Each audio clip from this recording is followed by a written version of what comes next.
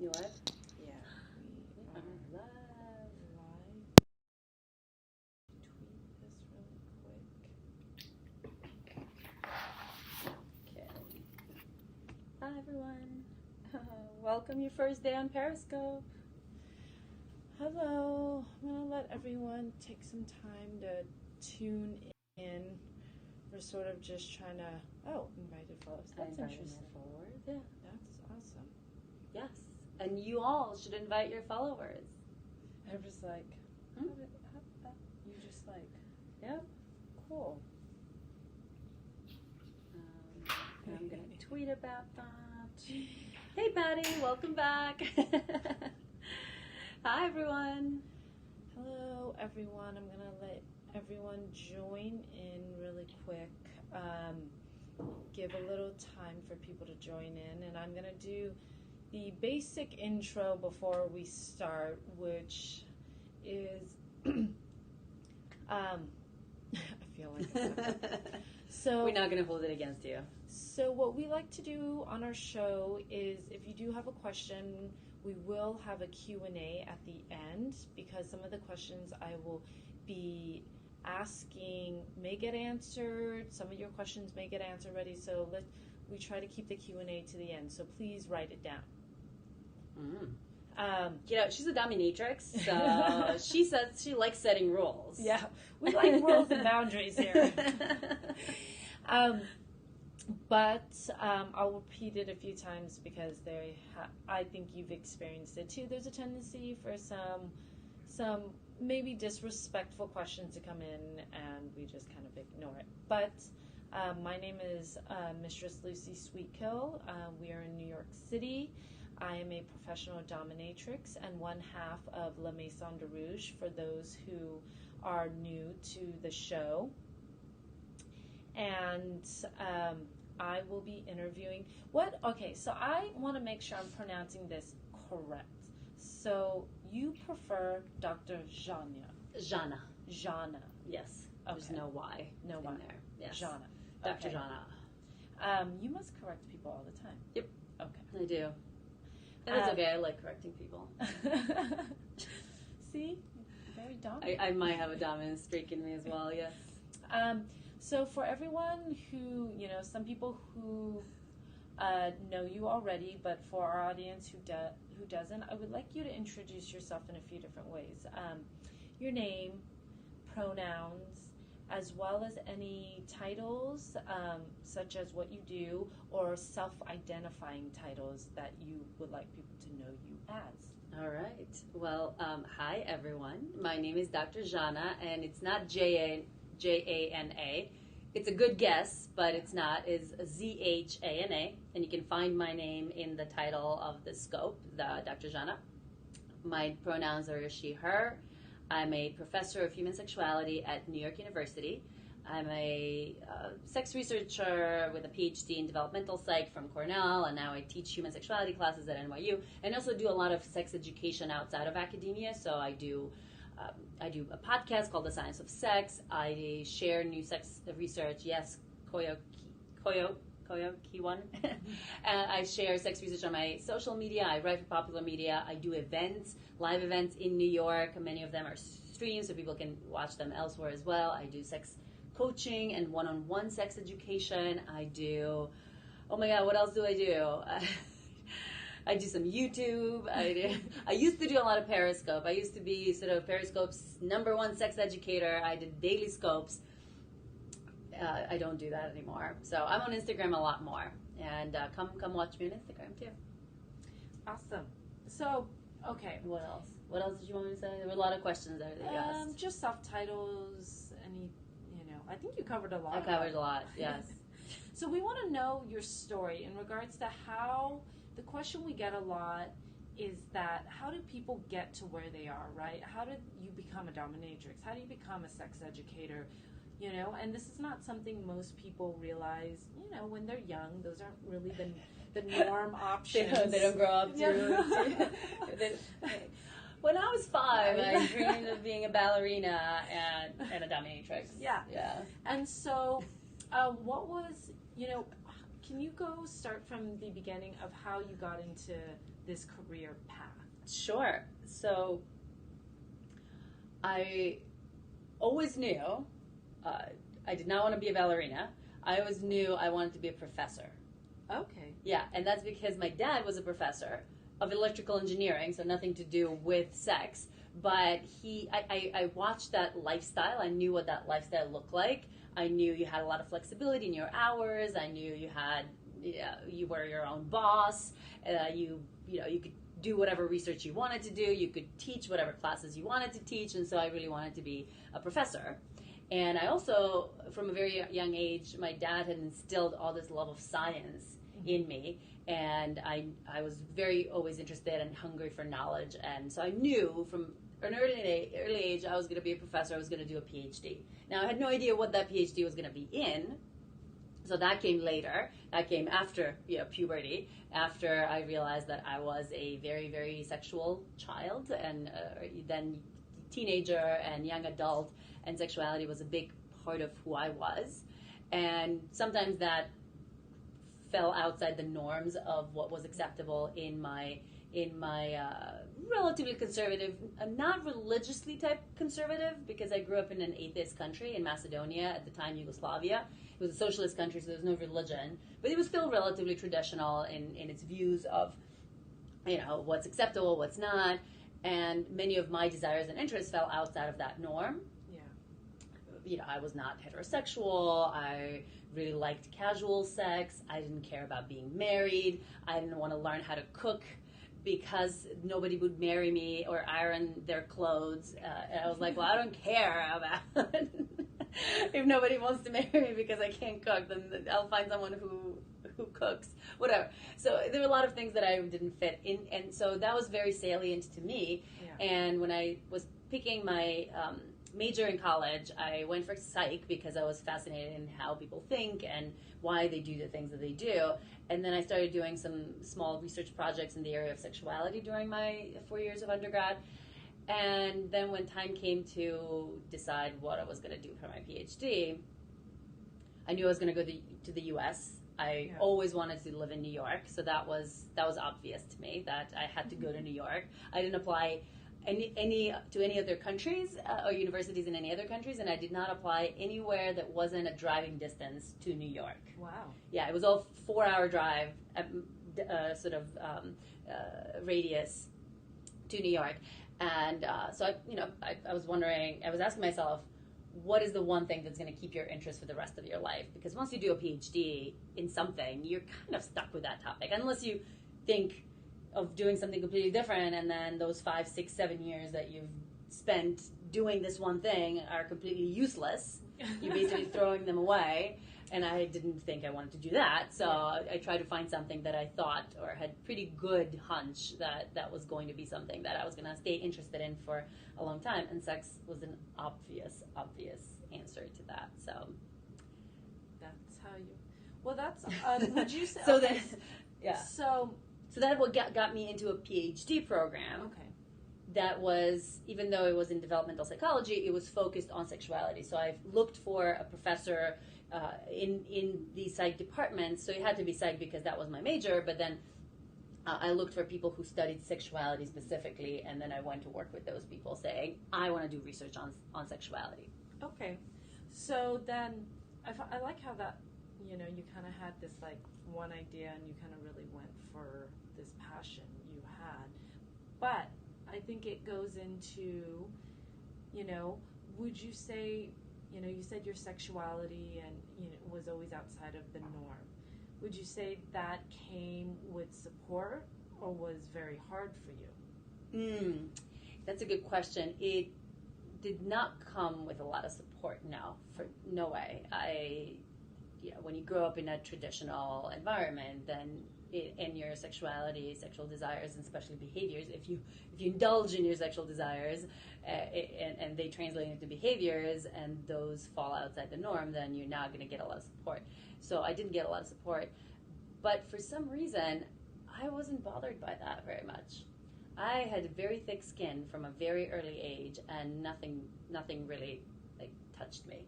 So that was one of the things that really got me into doing research, especially research on sexuality that falls outside the norm, that kind of pushes the boundaries, because I was always fascinated with why some people are, like how people negotiate, how people navigate having sexual desires that fall outside the norm, and how does that happen in a way that's healthy? And some people really struggle with those things, and then other people don't struggle nearly as much. And so that's what I found really fascinating. How do we do this very kind of schizophrenic almost? We're being pushed and pulled in so many different directions. Like sex is good, and you have to have it, and you need to have it, and all that. And at the other end, sex is bad, and you can only have it in these very contained kind of areas. And so, how do our brains figure out a way to navigate that? For me, it was oddly enough not an issue. Even though I was ostracized, even though I was experiencing stigma, and people not wanting to be my friends because of that, people not wanting to be my long-term partners because of that. But there were always people. What I found was there were always people willing. There were some. Not everybody was going to like me, but I was okay with that. I was like, that's why I don't like everybody. Why should everybody like me? That doesn't make sense. I'm going to find people who do like me, and then I'm going to focus on those people. So do you think your personality, obviously at a very young age, do you think your personality sort of helped you get into, like, you weren't someone who was afraid to go outside of the box. You weren't someone who was afraid to express yourself. And these characteristics seem like they were who you are compared to things you really learned, Do you feel like that is what it took for you to, continue in a career that for most people is very hard to handle? Yeah, I think having the personality that allows you to deal with that absolutely helps. So having thick skin, having a pretty robust kind of, mental health and all that wasn't being affected by these ups and downs that I'm maybe experiencing from the outside, that was huge. Yeah. And it seems like these weren't actually characteristics that were learned. Yeah, I think it's a mix. I'm not sure to what extent, I'm pretty sure that there's some level of brain chemistry that I just ended up with based on my genes that allowed me to be more or less susceptible to those outside influences. It was also maybe to some extent making a decision early on that I wasn't going to care about that it didn't matter. And also growing up with my dad, when my parents divorced, I ended up living with my dad, and he did not care at all about what people thought about him or anything, right? Yeah. Whereas my mom did care very much about that. And so my sister, who grew up or stayed with my mom, she still to this day cares a lot about what people say, whereas I don't. So I think that the difference in upbringing also played a role. Yeah. And then I think there were some lessons learned, like find people, again, you don't have to be liked by everybody, but find some people who are going to like you and accept you, because we all need to be accepted and liked and loved. But again, that doesn't have to come from the entire world, as long as you have some support, some social support. But we're social animals. We need social support. So that certainly is a lesson that anybody can learn and apply to their lives. Another thing I think was some life decisions. For example, doing this as a woman who doesn't want children. Yeah. And knows is probably never going to have children, that makes things easy, because children might put you in a position where you need to be more discreet about what you do, a little more careful about how you present yourself or whatever. So I don't know, maybe that also plays a role.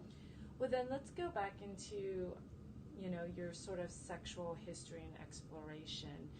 So we find I find that I get a lot of questions about how you become secure in your sexuality. This is a big thing that, a lot of people come and see a pro-dom for, or they see a sex coach or any of that. These questions where they feel that, there's a lot of shame behind sexuality and sex, and there's a lot of discomfort in communication. And, there's a lot of things that each of us who are comfortable in our sexuality go through to get to that place. So I want to know your history with your own sexuality. Like, what was, you know, what were some defining moments in your youth that helped you figure out a lot more about your sexuality and feeling like you could communicate it? What experiences were happening where you really got to explore that and things you've learned from that? Getting comfortable? Yeah. And figuring out who you are. Again, it's a mix of, you know, and this is what we know from research as well, not just my own personal experience, but it's always a mix of what your desires and kind of your baseline sex drive and need for exploration is. Yeah.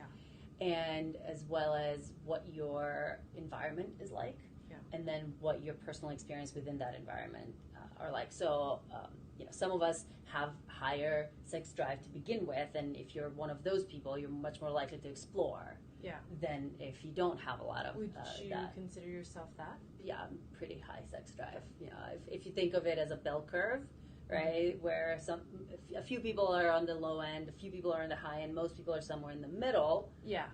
I'm probably like here. Like three standard I'm deviations. Already on that side. I went over the hill and I'm on my way off. So, you know, you would say, and scientifically, you know, you would say your baseline was that you already had a higher sex drive. Mm-hmm. And then so from there you wanted to really explore. Right. So that is kind of one push that is going to lead you in that direction to go toward, you know, your explorations more in that direction as opposed to something else. Yeah. Then the other aspect is, what is your culture? Right? Okay. Do you grow up in a culture that's suppressing any kind of sexual exploration, or are they not really paying too much attention on that, or are they kind of maybe even encouraging? Because there are some cultures, not many, and certainly you know, most cultures these days seem to be pretty anti-sex. But anyway, so with me growing up, as I said, there wasn't that religious guilt and shame that a lot of people here experience, depending on how and where you grow up. But it was an atheist country. There was no religion, so you know, there was no reason to have that religious guilt around that, which I think has a different quality, different weight. Yeah, because when you have religions that are like, if you do that, you're going to hell forever for and ever, and your soul is condemned as a child, that is like, and as a youth, that is really intense. That's real. You know? Yeah, I had a boyfriend at one point who grew up here, who grew up in a very religious family, that told him the masturbation was really wrong, right? That he was gonna burn in hell for that. And he, for a while, at a certain age, I don't know how old he was, maybe 7 or 6 or 7 or whatever, he would, every night before he went to sleep, he would run to his mom's and give her a big hug and say his goodbyes, because he knew that he couldn't stop himself from masturbating, and because of that, he knew that the devil was gonna come and get him. Every night he thought he was going to die and go to hell, and he said goodbye to his mom because he knew he couldn't keep his hands off his penis. So that's really intense. Like, I never experienced that. Nobody in my culture at the time growing up experienced that particular form of, you know, anti-sex, right? We were told, like, maybe you shouldn't do this, but it wasn't because you're going to have eternal damnation. So that, you know, so that stress and that kind of shame, and that wasn't, you know, that wasn't being pushed on you. Mm-hmm. So that allowed for the exploration to be a little bit easier. Exactly. And then the other factor that you mentioned. And then it's all personal experiences, and you know, I was a curious kid, and I got into all sorts of little troubles, and I started exploring, and so of course, then you come up against the environment, a larger environment that says, well, you know, you can have sex, but not too much sex, or not with too many people, or you can't do it too soon. You know, you have to have some whatever. It's okay if it's a long or longish term relationship or whatever. And so there was certainly stigma and all that I experienced, and lack of education and all that. But I was, I just kept doing it and kept exploring and kept trying to educate myself around that. Kept talking to older friends and lovers who knew more about things than I did, and so it's a mix of finding the right environment, surrounding yourself with the right people, finding the information, and there's so much more information nowadays for people than there was back then when there was still no Google, at least not easily available. And then it's a process of kind of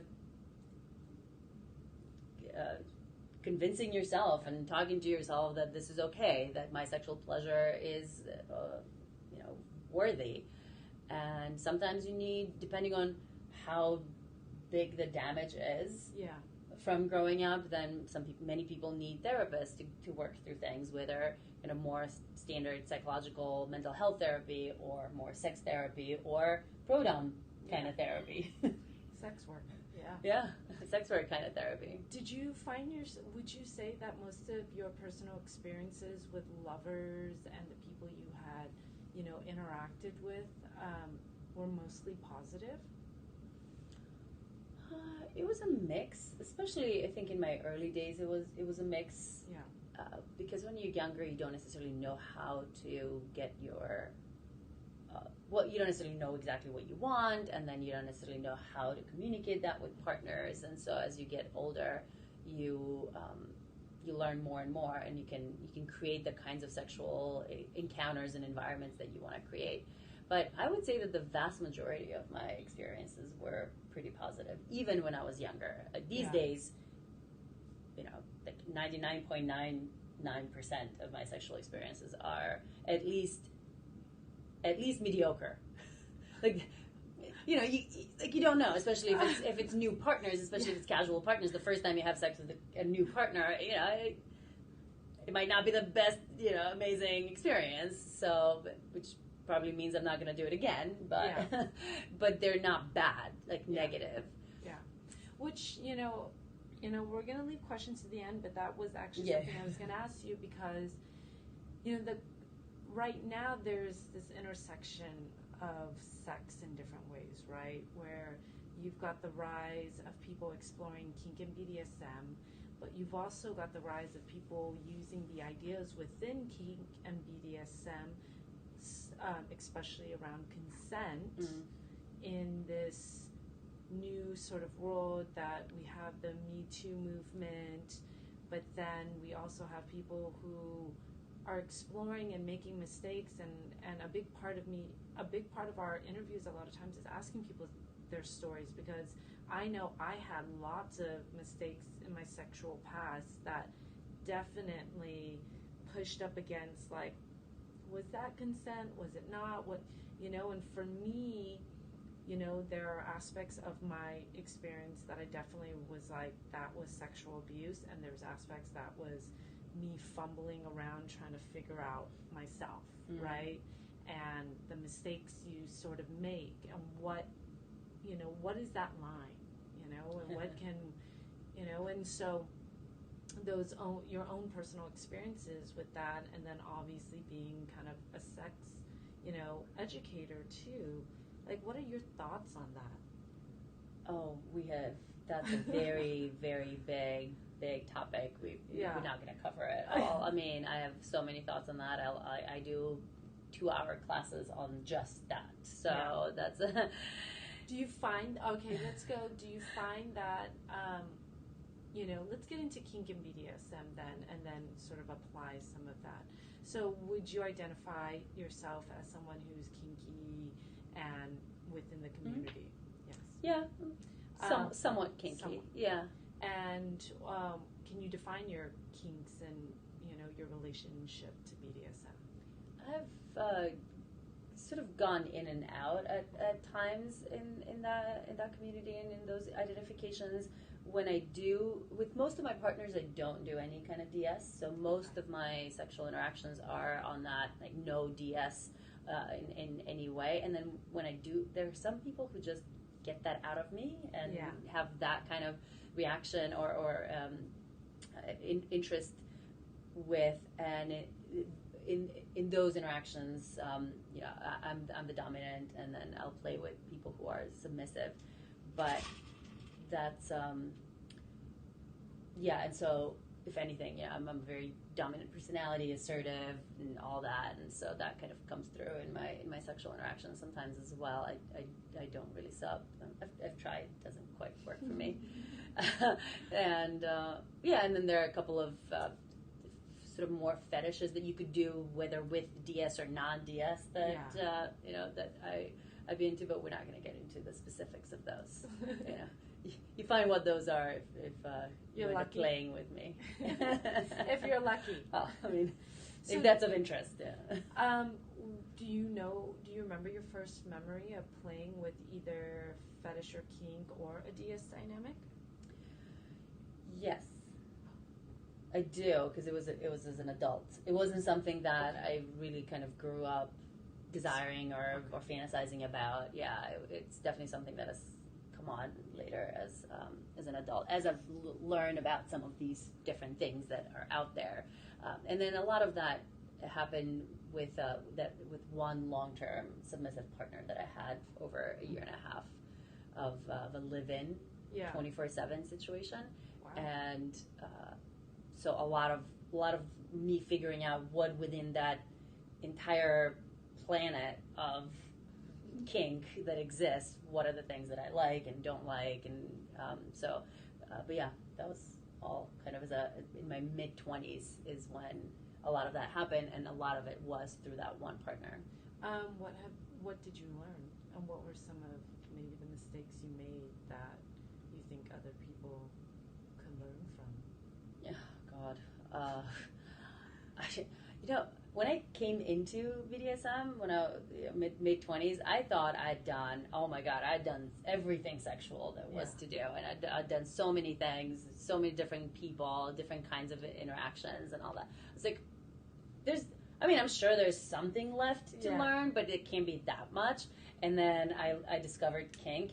And I was like, holy fuck, this is a different planet. I mean, I know most of the places that exist on Earth, but right now we're not on Earth. We're on a whole nother star system out there in the galaxy, and I know shit about everything, all of this. So I was like a kid in a candy store. I love novelty. I love learning new things, and I literally went into everything and anything I wanted to try everything that my sub was interested in trying, I don't know, mistakes. I mean, I'm sure I've been at times more confident than I should have been about certain things and how well I know how to do different things. I'd say education and take it slow and have a mentor often helps. Well, for someone who visits the kink planet. Yes. That's a good way of putting it. Who visits the kink planet. What is something that you find you took away from those experiences that you thought were just really profound or amazing? Or even if you didn't, was there something from visiting sort of those types of experience and interactions? Yeah, there are a few things that I was doing a lot of non-DSE sex before my 1.5 year relationship with my sub. Then once he left, because he moved to a different country after, I was like, okay, I've been doing so much of this, I'm going to go back to, I'm kind of satiated with the whole kink. It's been a very long visit on that planet. It's time to come back to Earth a little bit. And so I came back to the non-DS world, but I did for a while, and then since then I've taken these shorter trips to the kink planet. Not an extended stay like that time, but I did, that's a good question, I did take a few really, I think, good, interesting, and important lessons with me. Some had to do with consent, right, because consent is negotiated so much more explicitly in the kink world, on the kink planet. Now, I know that there are a lot of people who are trying to argue that consent should be negotiated as explicitly as it is in the kink world, in the non-kink world. And I personally don't agree with that. I don't think that you need that level of specificity and explicitness and verbalization and signing contracts and checking off checklists, which is you'll do in the kink world. I don't think you necessarily need that. I think you need it sometimes, but not all the time. I think you can negotiate. I'm one of those people who believes that consent can be negotiated, especially for things that are more commonly done in the sexual world, as opposed to something that is relatively uncommon, which is very much the case in the kink world. And also things that are much less likely to be physically potentially harmful, or it could lead to injury. And so you kind of have to have many of those conversations more explicitly in the kink world, not necessarily in the non-kink world. But that said, so even though I think you certainly can have pretty good consent negotiations without being super explicit or even verbal, I think we've done almost no negotiations, or many people do zero negotiations of consent in the non-kink world.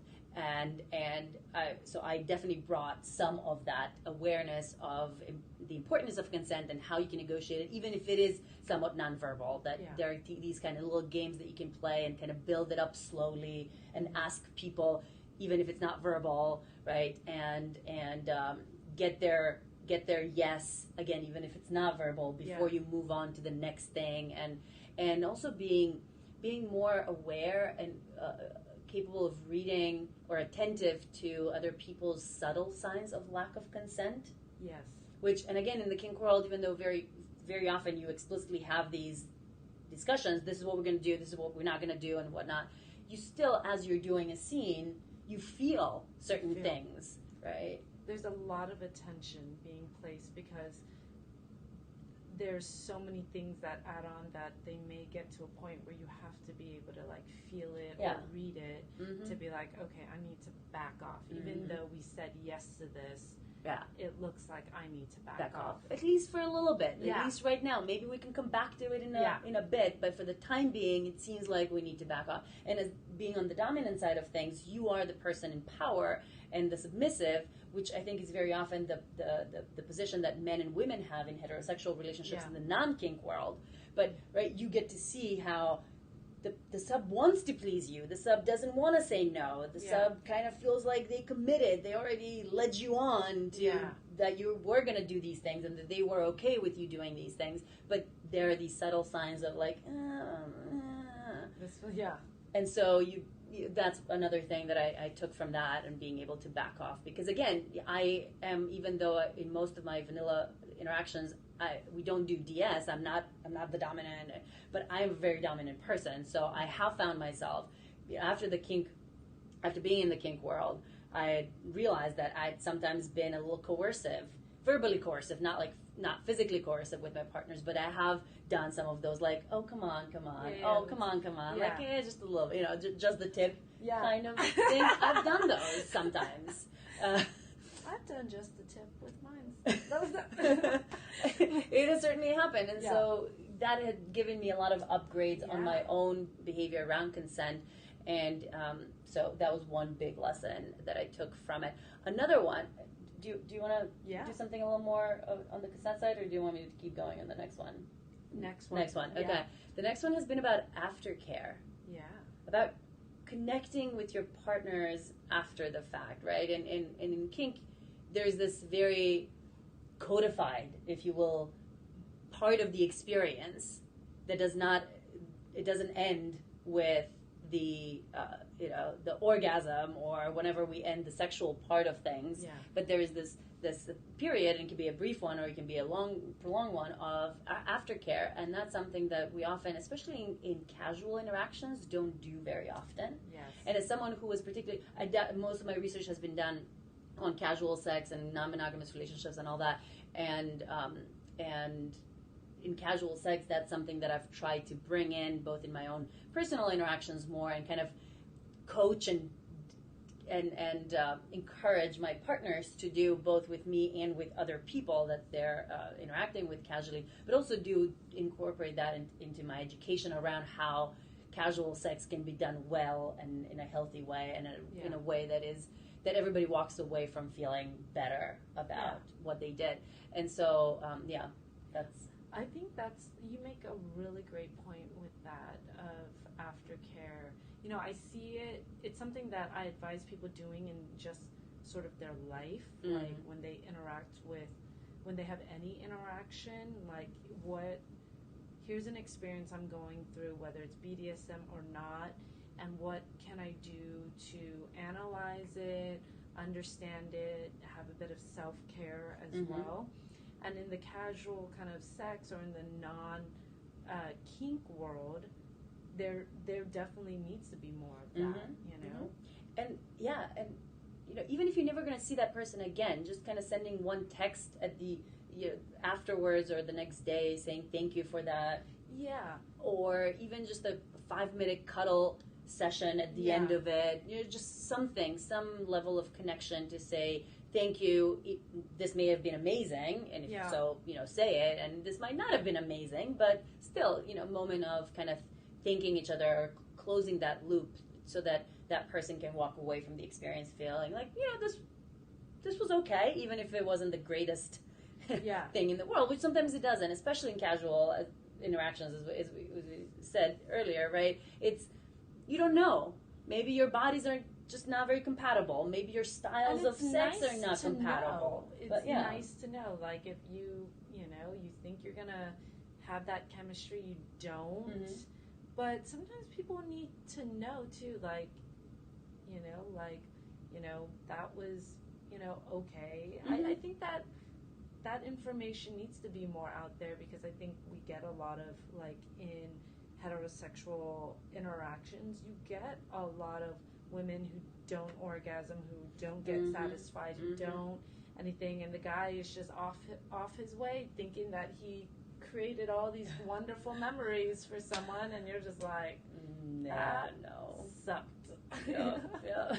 And I believe, like, women need to say a little more about that sometimes. Oh, I agree. That's one of the things I always talk about when talk about healthy, good, pleasurable, casual sex is, especially in heterosexual relationships or interactions or hookups, everybody kind of has to be to some extent responsible for their own pleasure. Yeah. You can't expect, as the woman, that the guy knows what works for you, or that he's capable of doing it, or that he's even interested in doing it. Sometimes they are, and I mean, great if they are all three. Amazing, good luck. Lucky you that you found someone like that, right? But sometimes at least one of those three is not gonna be true. That he knows what you want, or he's gonna guess somehow whatever he's gonna figure it out, or he's capable of providing that, or that he cares about providing that, and so. You have to ask. You have to demand if needed. I mean, it's a give and take, right? So, of course, you give. Yeah. You try to give as much as you can, but also you kind of ask and encourage them to give as much as you want from them. And so that game of, on the guy side, I'm always like, try to please your partners. Yeah. Don't be super selfish, because guys can, especially in casual interactions, they can be very selfish, and research supports that. Sometimes you have that in research studies, in qualitative interviews, even with female interviewers. Guys sometimes will say, well, I really care about my girlfriend's orgasm if she's my girlfriend, but if it's just a casual hookup, I don't give a fuck. Yeah. And women almost never say that. Women care about pleasing their partners, regardless of whether they're long-term partners or short-term partners. Or at least that's a very rare thing for women to say. And it's not like all men say, I don't give a fuck, but it's not that uncommon. And so for the men, the lesson is, please be giving. At least try. You can't always figure out what women want, but at least try. And on women's sides, it's like, please give those men some guidance, some feedback. Speak up. Ask, demand your orgasm. They don't necessarily know. Maybe penetration doesn't work for you. Get them to go down on you, or maybe going down doesn't work. Fingering works, or maybe you have a favorite toy. Give them that toy and be like, "This is how you use that toy." Which I feel is something that when I got into kink and BDSM and started really understanding kink and BDSM and it being my profession, it made my vanilla sex so much better, because it gave me the same tools needed to actually communicate, like, what do you like? These are the things I like, because, within kink and BDSM scenes, you can't just, there's so many, that world is super expansive, and you don't necessarily know, like, somebody may like to be spanked, but they may like to be spanked this way and with this and for this long and this many body, breaks and this part of the body. And there's so many aspects of one little activity becomes like 1,000 different activities, you know, and ways of doing that activity. And so I think learning to negotiate those things and lay out what I want and ask what, you know, my clients or my submissive is looking for made me have those tools to do that in my vanilla life. Because I think there's a lot, because it's less, I guess, those activities are less quote unquote dangerous, people think they don't need to talk about those things. And while kink, it's like, well, we have to talk about it, there's more risk. But with that, I mean, the risk is, you know, just becomes like lack of pleasure and, you know, and lack of connection, even if that connection is casual. You know, I feel like that's what I really brought over into my vanilla life, which was like, here are my boundaries, here how I enjoy it, and this is like what I need, and this is what I can give, you know, as well. Absolutely. Yeah, it really helps with the communication piece of how, what you want. It kink really requires you to figure out what you want. Yeah. And then find words to express that, or find other ways to express that, but often words, which I think a lot of people lack even in the vanilla world. And then how to communicate that with partner in different ways that you can communicate that and also elicit their wants and needs and desires. And so I think like anybody, whether they're interested in kink or not, should explore kink or read about kink or find out about the ways that kink does things, and then bring, you know, some of those non-kinky things necessarily into their life, like communication, consent negotiations, and aftercare, and all that. Do you work with a lot of kinky individuals who need to sort of either be coached or, you know, deal with their own kind of shame with their kinks and their fetish? I'm not a therapist. No. But do you do research in that area as much, or is it more just like you said? My research is more survey based, so you know, I have surveyed kinky folks on certain things, but you know, it's more asking them questions on a computer screen. And I do sex education with people one-on-one, and to some extent coaching, but not so much. So it's more about, I love giving people information. Okay. So people come to me with a bunch of questions that they have, and they often have questions about kink. So I do answer kind of like, why am I this way? Or what does this mean? Or how do I find partners? Or how do I... So I definitely have worked. Or sometimes, you know, I had a woman who was like, I have a partner who I think is kinky, and I've never explored any of that. Can we just go through the list of all the kinks that are out there, and can you help me figure out which ones I like? And I'm like, yes, absolutely. We can totally do that. So, okay. Yeah. But if people need kind of more deeper, longer work on getting rid of shame and guilt, then I send them to more of a sex therapist. Yeah. Because what I can do is kind of suggest ways that you can overcome that.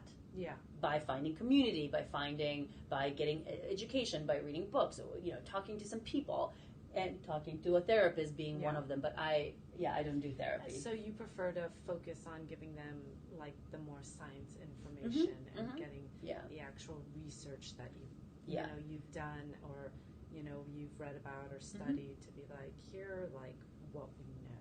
Right. Exactly. And then you take that information and do what you need to do, apply it to your life how you think you should apply it to your life.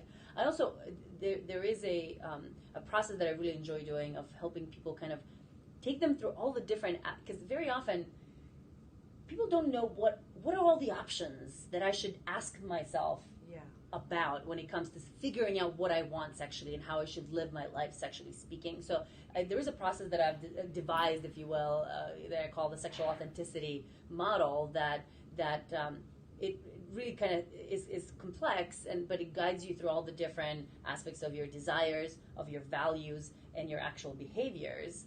That's awesome. Within the context of your personal constraints. Okay. And so when people come to me for longer set of sessions, that's what we do. We'll kind of go through, okay, what are all your different desires? To what extent are your values in line with those desires? Yeah. Because sometimes you might have desires that you think are wrong, that you don't think you should be doing, and then so you kind of want your desires to be in line with your values as much as you can. And then the third piece is, are you doing these things that you want to be doing, right? Yeah. Or are you doing things that you don't want to be doing, or that your values are not in line with? Yeah. And that's not good. You don't want to have big discrepancies in these three aspects. And then, of course, how you get those discrepancies to be smaller and smaller, how you match your values, your desires, values, and behaviors is going to be limited to some extent by your personal characteristics, by your social environment, by your circumstances.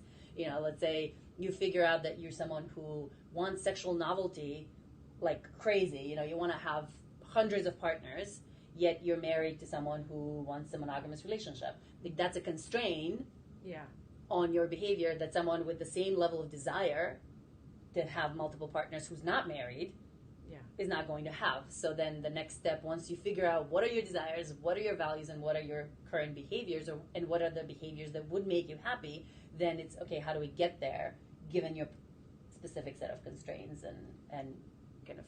I like the breakdown and the sort of game plan. Basically. Yeah. It's strategy. It's like sexual strategy. It's like, right, exactly.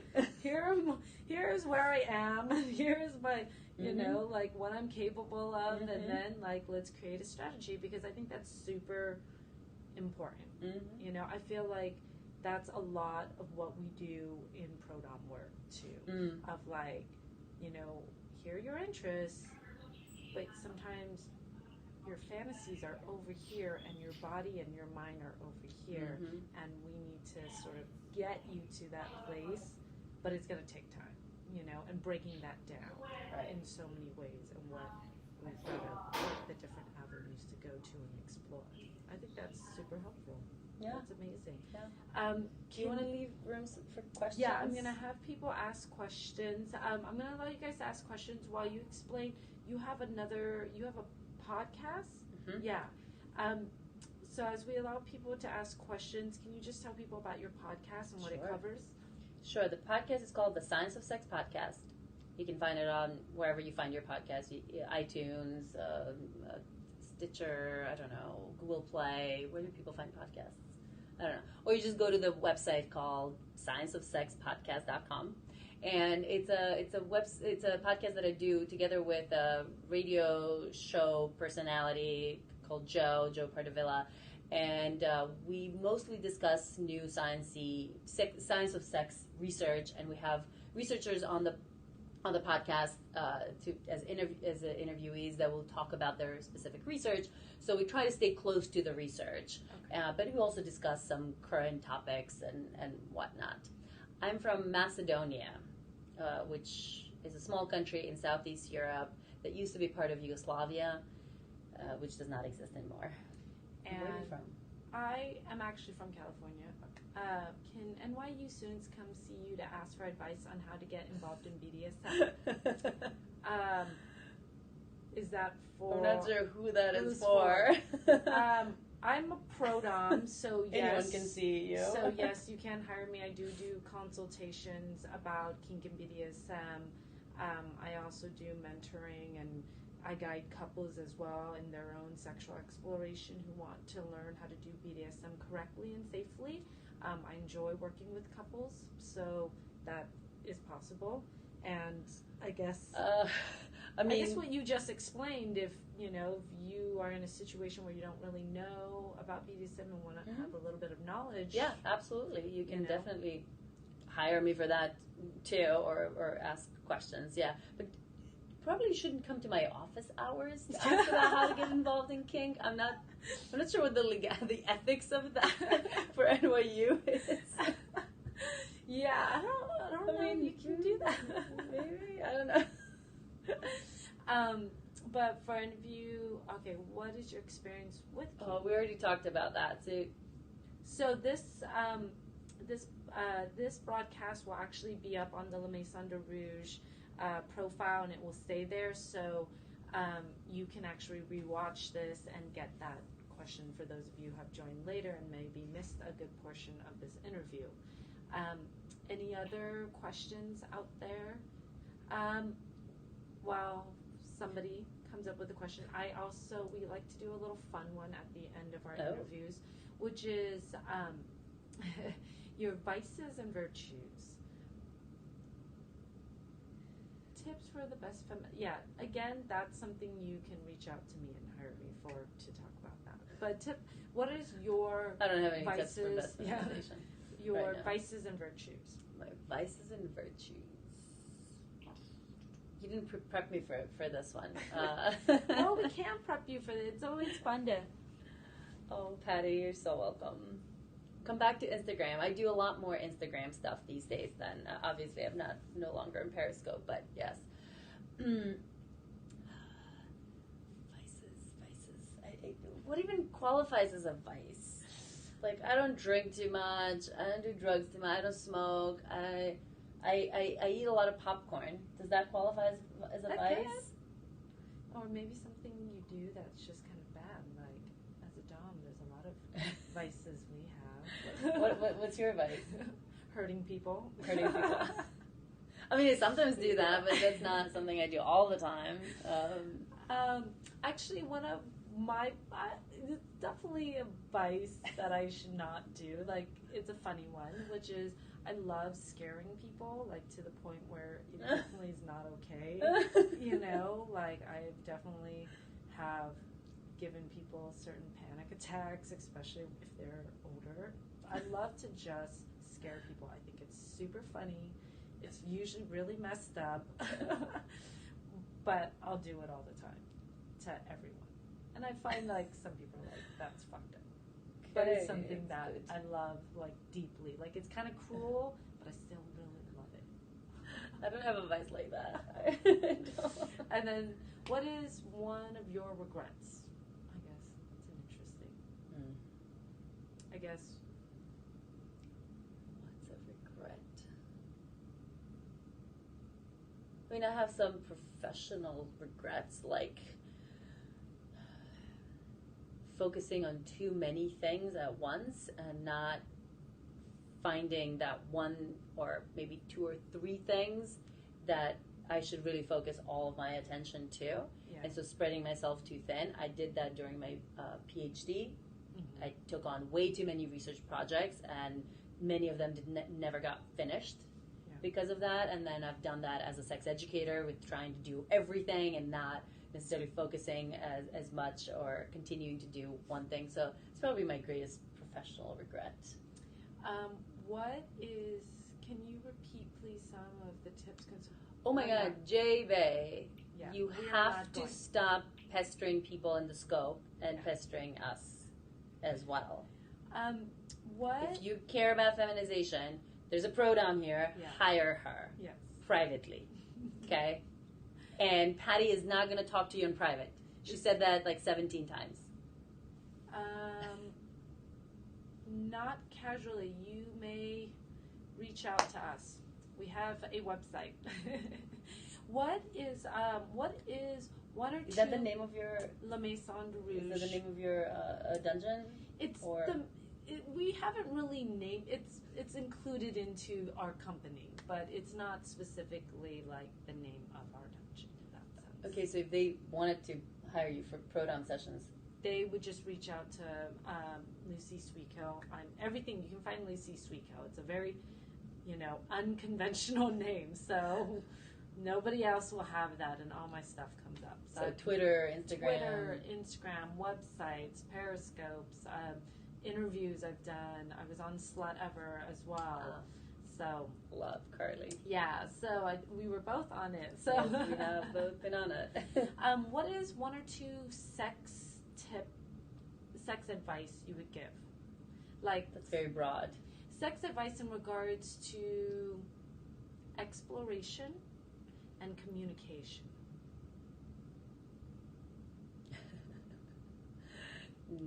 We don't do parties. We don't do parties, so no, you can't meet me there.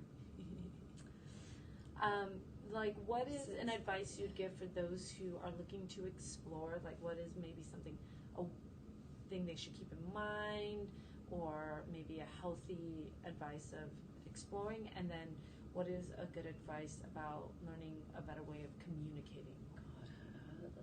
God, I don't know. Those are hard questions. Am I going to get punished for it if I don't answer them correctly? Well, it's your advice. So what I would know, you give someone? It's just very broad. But, I mean, just explore, obviously. Explore in a way that's safe, that doesn't involve non-consenting other people. But exploration is good, and there's so many different ways to explore. So go, educate and explore. Yeah. And communicate. It's not easy. It really isn't easy. We're not taught to communicate, and so there are so many different ways to do that. But I think knowing huge for communication is to know what you want. Yeah. And then think about one thing. Okay, here is a more specific advice. We very often, as human beings, we have this tendency to project our own desires, limitations, needs, expectations, and so on other people, especially when the situation is ambivalent. Okay. Or ambiguous, rather. When you're not sure what the other person wants, our brain always does this. In sexual situations or non-sexual situations, our brain says, well, they must want whatever you want. Yeah. And that obviously is not true. And so be aware that if people are giving you ambiguous signals or unclear signals about what it is that they want or not want, don't just project whatever it is that you want and don't want. Find out. Sometimes you don't have to ask questions because the signals are clear. Yeah. It goes back to kind of the consent conversations. You don't always have to have a written agreement about what you're going to do or not do. Yeah. Sometimes people are very clear in their verbal and nonverbal expressions whether they want something or not. But when they're not, that's when you don't want to project. You want to elicit what it is that they want or not want in a more get a clearer response from them before you move on. Yeah, if you don't know, ask or assume no. That's what I was talking to someone, just like if you don't know, assume no, but instead of like push, or just ask. Mm-hmm. Yeah, you can ask, you can offer things, you can invite people to do things, you can, start something very, very slowly and give time. You can let people know, I'm going to do this to you, and then pause and see what their response is. Yes. It's like there's so many different ways that you can ask. It doesn't have to be, would you like, or may I do this? May I do that? Like that gets boring and tedious. Well, you would. Maybe. Maybe next time Lucy does a joint session, you find me there. I know, you'll just show up and then educate them. And if they get it wrong, I will cane you. She will cane you. There we go. Or I'll just I come like into caning though. Yeah, I'm going to come with my cane. That's my favorite implement. Maybe I would just come into your class and anyone who gets a bad grade. We're both going to get fired. No, we're not going to do that. We're not doing that. We're not letting Lucy into my classroom. It's a very hot role play, though. Can you let the audience know the many ways they can get a hold of you, follow you, contact you, whichever? Yes, I'm at Dr. Zhana. That's DrZhana on Instagram, Facebook, and Twitter, and Periscope, but I don't Periscope anymore. And that's my website as well, drzhana.com.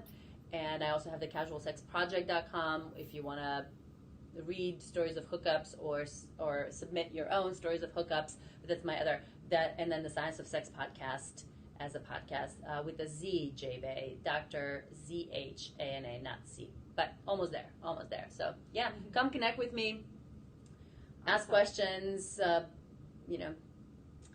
explore. All right, thank you so much for being on the show. And for those of you who are new, please join us every Monday at 7 p.m. Eastern Time.